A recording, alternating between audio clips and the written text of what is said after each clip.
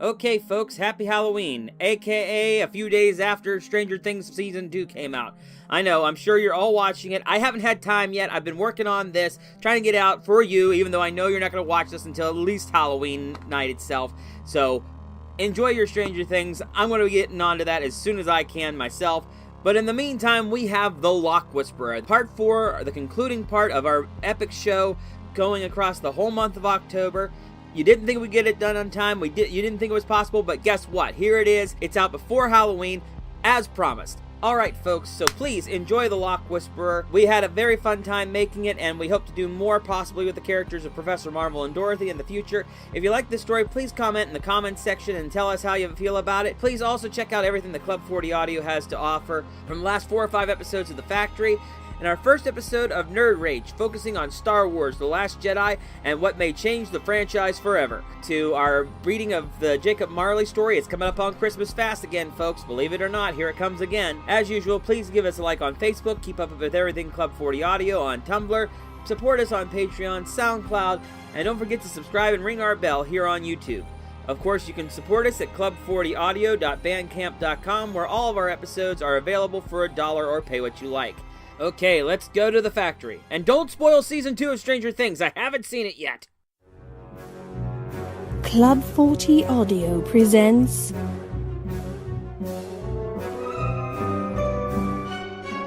The Factory.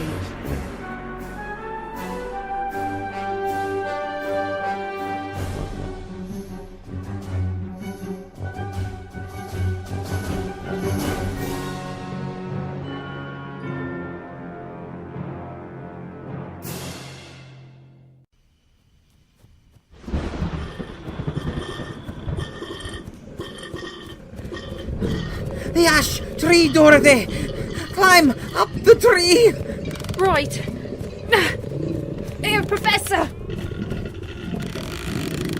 Take hold of my umbrella!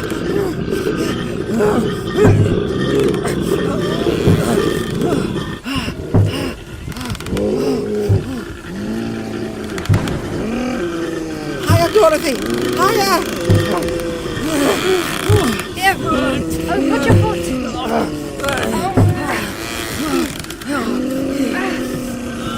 Look out!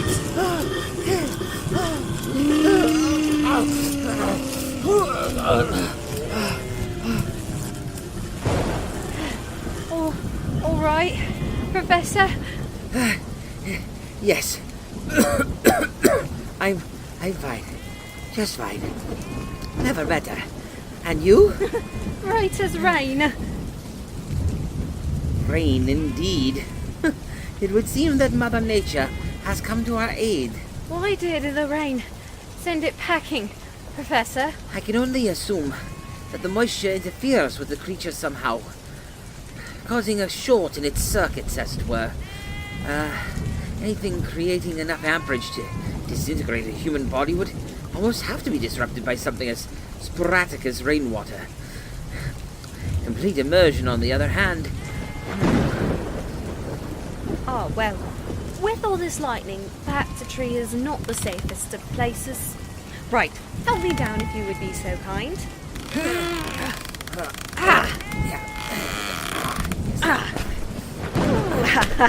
Landed on my feet. Right. I must say, Dorothy, you are much stronger than you appear. You hoisted me into the tree quite expeditiously. Didn't you know? Before I joined up with you, I was in the sideshow as the Amazon Dorothea, able to lift dumpy older men into all trees with a single arm. Amusing. However, before we scamper off to the safety of the wagon's interior, observe the burn marks in this tree the creature left behind. Still smoking. I'd say it was beautiful, if not for the fact that the creature that created it was trying to kill us when he did it. Indeed. Now to the cart. I'm positively soaked, and pneumonia is not an admirable condition.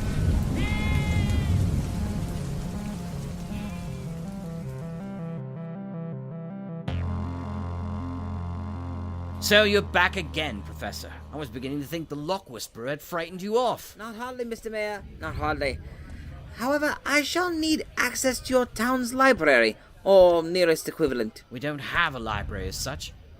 Most of the townsfolk can't read, as you well know by now. Oh. Yes. I hope my own private library will suffice. I don't have much in the way of science. Mostly articles of faith, but maybe my old college books will be of some assistance. I haven't gotten to boxing up my books yet. Needs must. Oh, and pass it around the town that everyone should stay away from that flock of sheep on the meadow over yonder. Sheep? What harm ever came from sheep? None, so far as I'm aware. A giant electric spider shepherd, on the other hand. He's hardly a spider, Professor. Spiders have 8 legs, this only had 6. More like a giant ladybug with a man face and tentacles where its mouth should be, I'd say. No, I would definitely say it was more spider-like. Almost like a daddy longlegs with those high joints. 6 legs, Professor. 6. Arachnids have 8. It's not like a spider. Well, don't just stand there, man. Spread the word. Oh, and send the local merchant around to see me directly. I shall need old pickle brine he can supply. Pickle brine?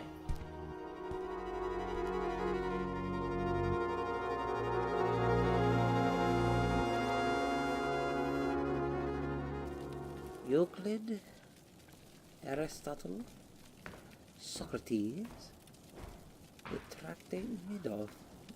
Any luck, Professor? No. Mostly articles of faith, as the mayor said. Nothing here that will help me with my calculations. I had hoped for a book on fluid dynamics. Oh well. I am certain my math is pure. It just would have been nice to have a chart or two handy. Oh, the local mercantile stopped by. Said he had 10 barrels of pickle brine, used, 15 gallons each, with another 6 barrels still loaded with pickles. That's 210 gallons. A bit less, actually. Let's round that off to 200. Not nearly as much as I would have hoped, but it'll have to serve until we can make more and create a bigger containment unit. Containment? Aren't we going to try to kill it? Kill it? It may be the only one of its kind on this planet. It may be the last of its species. Who knows? And the first thing you want to do is kill it? It has killed at least 6 men, Professor. Likely a shepherd or 2 as well. Merely out of a desire to keep itself alive, my dear. It's an fact of nature. Especially now that we've seen the creature, I can say for a certainty it's not mad or evil, nor is it even plotting. It's merely an animal doing its animal thing. True as that may be, Professor, it's killed 6 of my own townsfolk and more besides. And I want to have this thing sorted out before I have to leave for Suffolk. I can assure you, Mr. Mayor, that all will be put to rights before the night is out, as long as everything goes according to plan. Now, I trust you have a carpenter and a blacksmith in town? Naturally. Wouldn't get very far without at least one of each. Now would we? Truth be told, we need at least 2 more of both. Well, take these designs to each of them respectively, and tell them I need them both done by tonight. Tell them both, drop whatever else they may be doing, and if they fail, then the blood of whomever the Lock Whisperer kills next will be on their hands. But I thought you said... Yes, I know what I said, but they hardly do, and it isn't worth the time it would take to explain it to them. Heavenly days, man, do you want this beastie dealt with tonight or not? You know, there was a time when I was the one giving the orders around here. What with me being mayor and all. Then as the mayor, do what you are told, or more innocents will die. There, you see how well that works? Now, off you pop. No, I don't get it, Prof. my word. I saw those diagrams. A box of wood lacquered with tar, 8 feet by 10 feet, and 4 metal poles. Yes, very astute of you to notice all that, Dorothy. We shall also need the local wine press. I believe I saw some ladies marching about in it, squashing the grapes between their toes, as the Italians do. I will explain all to you shortly. But first, be a lamb and run to them. Tell them that they must empty their wine press before 7 o'clock. We shall need at least 2 hours to put everything together, I think.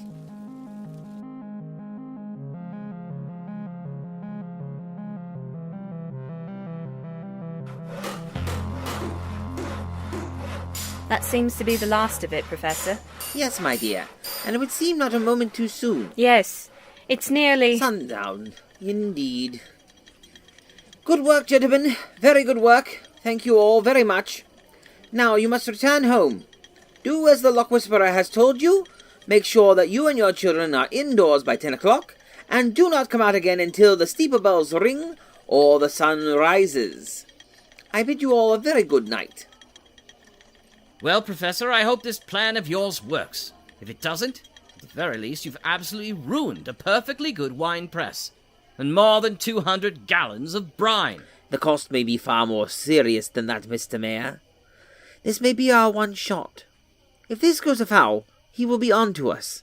And while he may leave your town alone afterwards, whom might he attack next?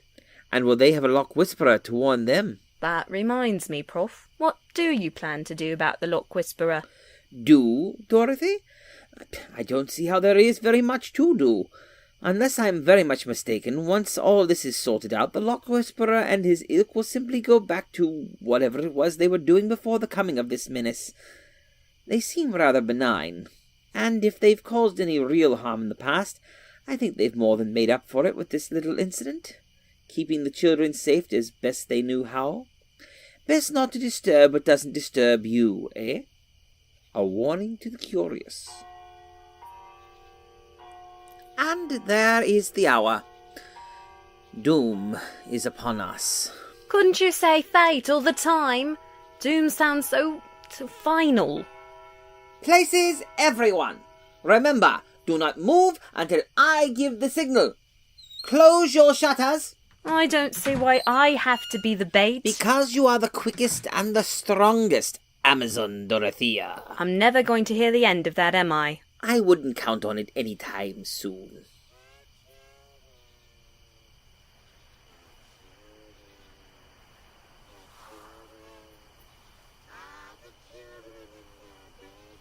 Oh, Professor. It would seem they brought out the regiment. There. Do you see them? I thought I saw it in the moonlight, the little figures. Yes, Dorothy. I see them. There must be 10, no, 20 of them. It's almost as if they were mirroring the world around them. Every once in a while I catch the slightest glimpse.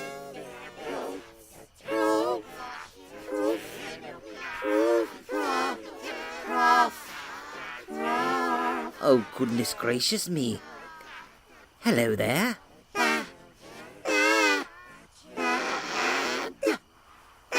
No. We aren't bad. We're trying to help. We want to help you protect these good people. That's right. The creature. He's killed many people. We're trying to stop him. We are going to try to avoid that.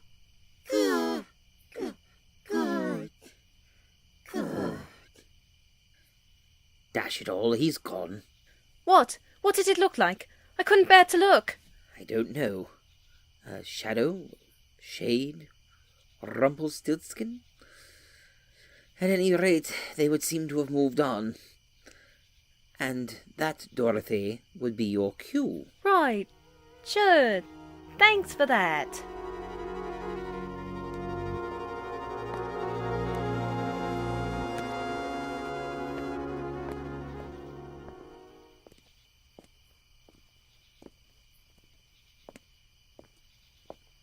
Dum da dum da dum da da. I'm just walking through the streets after 10 o'clock. No, it shouldn't be. Just a harmless little girl. Completely not trying to lure you into a trap or anything like that. Oh, what shall I ever do, being so alone and helpless as I am? Ha ha ha! You are ever so funny. Please try to take this seriously. Right. I'm just going to meander down a few dark alleyways. Being alone and helpless.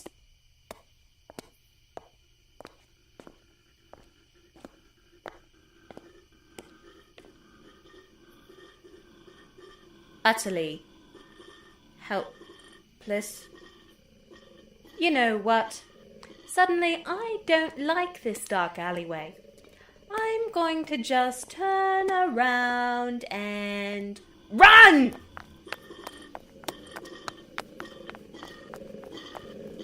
Professor.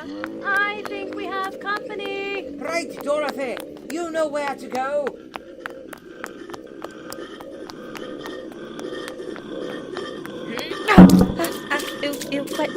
Wet. Ah! I'm clear. Pull the rope. Drop the key.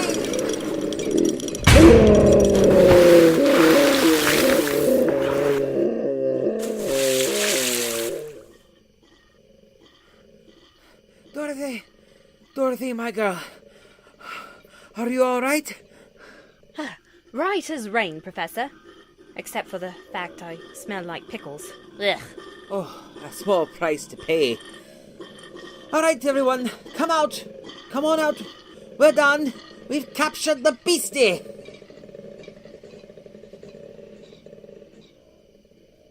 Huh, if that isn't the ugliest thing I've ever seen in my life. Ugly? Ugly? I think it's actually quite beautiful. Nature's perfect design. Afraid I have to agree with the mayor on this one. Looks like something that escaped out of Lovecraft. Where is Lovecraft? Some people have no appreciation for nature. Gather round, everyone. I have something to show you. You will observe an iron construction I have placed on the outside of this cage. Well, all you have to do now is connect these two leads, and... behold, electric lights. How did you manage that? A creation of my own invention. It is what others have called a light bulb. However, it will burn for at least 2 years without replacement. Many times better than Mr. Thomas Edison's. Who is Thomas Edison? Oh, yes. Never mind. Never mind, it doesn't matter right now. What does matter is that from now on, the nights in this town need never be dark again. You will be able to... What happened? What happened? Oh, Professor, look. The creature. It's dead. Burned to a crisp. Oh, the smell of it. Dead? Dead?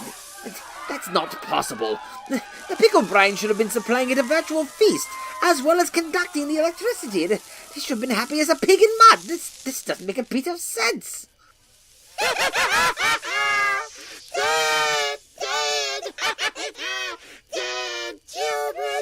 Curse you! Do you know what you've done? Oh well. Perhaps they knew something I did not. What happened? It would seem I misunderstood the little fellow. I thought he was glad we weren't going to try and kill the creature because they value all life as I do. It seems they wanted to kill it for themselves. We judge others' motives by our own, I suppose. But what killed it, Professor? Well, it's hard to say in the dark, but it would seem that the Lock Whisperer pulled out one of my old tricks. You mean... Yes, he reversed the polarity and directed the current back into the brine. The creature could withstand and put out a positively charged stream of energy. But when the energy flow became negatively charged, it cooked itself in its own juices and pickle brine. Perhaps it's all for the best. I hate the caging of living things, but it couldn't be allowed to go on killing. And I thought, why not use it while we had it? Then in a few years I could go and find out where it came from and perhaps take it back. If we ever... Oh well. What's done is done. Go home, everyone. Nothing more to see here. It's over.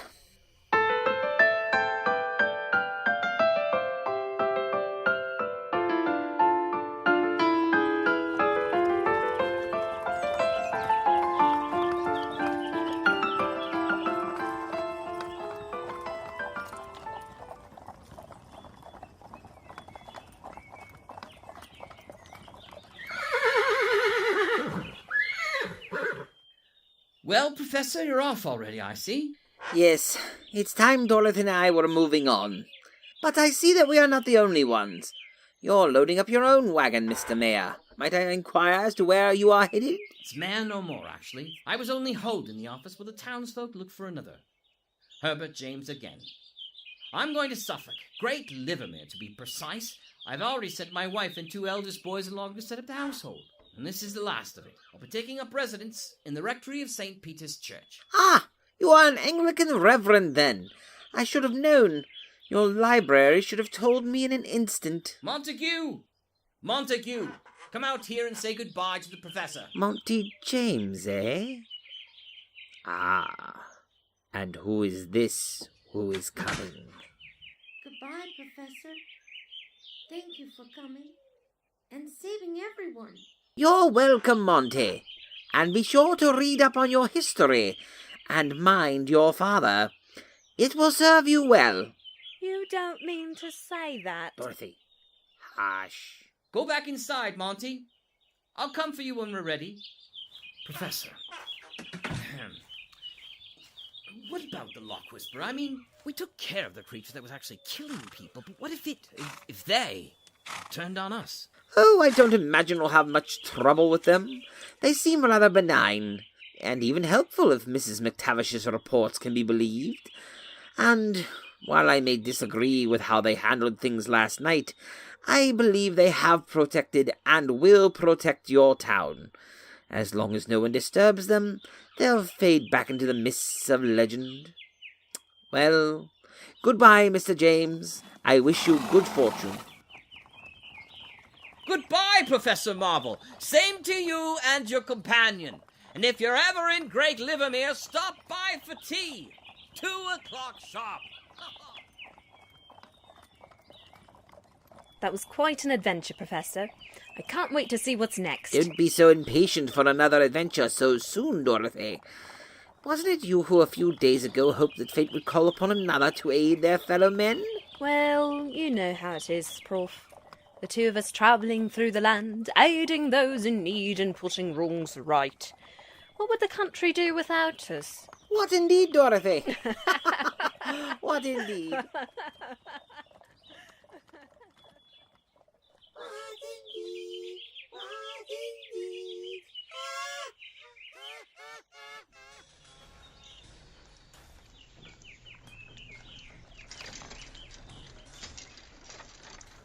The Lock Whisperer's voice is never heard again in that little town, so far as anyone knows. Disappeared into the woods and back to where they came from. But as with all creatures of the night, merely because you don't see them in the daylight doesn't mean they are really gone. And just as they must retreat to their holes, so you must return to yours. If you go out of the street, I believe in just a few moments your mother will arrive. She's been out looking for you all night, and after all, you wouldn't want her to worry about you unnecessarily. Who were Professor Marvel and Dorothy? Well, that's a question for another time. But I can tell you he has been a thorn in our side for quite some time now. But don't worry. Sooner or later, all chickens come home to roost.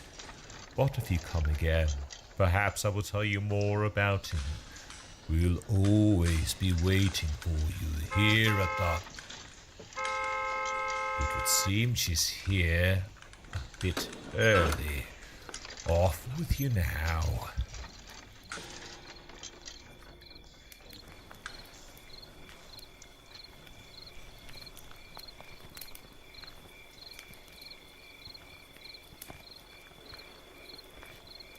Where have you been?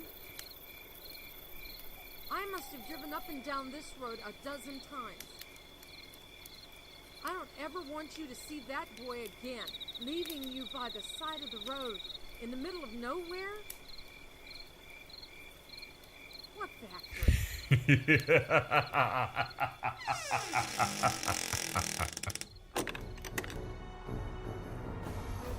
You have been listening to The Factory.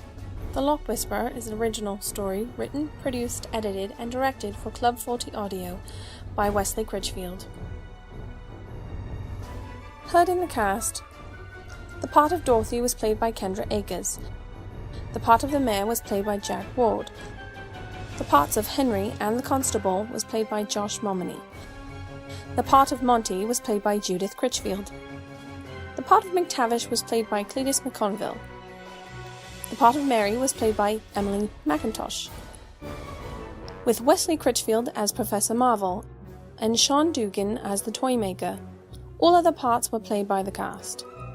All music used during this program is rights-free and does not require accreditation. Don't forget to subscribe and ring our bell to keep up with every time we post a new episode. Give us a like on Facebook to keep up with everything Club 40 Audio has to offer. Check out our Tumblr feeds and listen to us on SoundCloud. Please consider supporting Club 40 Audio by buying our episodes at club40audio.bandcamp.com. That's club number 40 audio.bandcamp.com. And please consider becoming a patron on Patreon. The Factory is a production of Club 40 Audio. All rights reserved.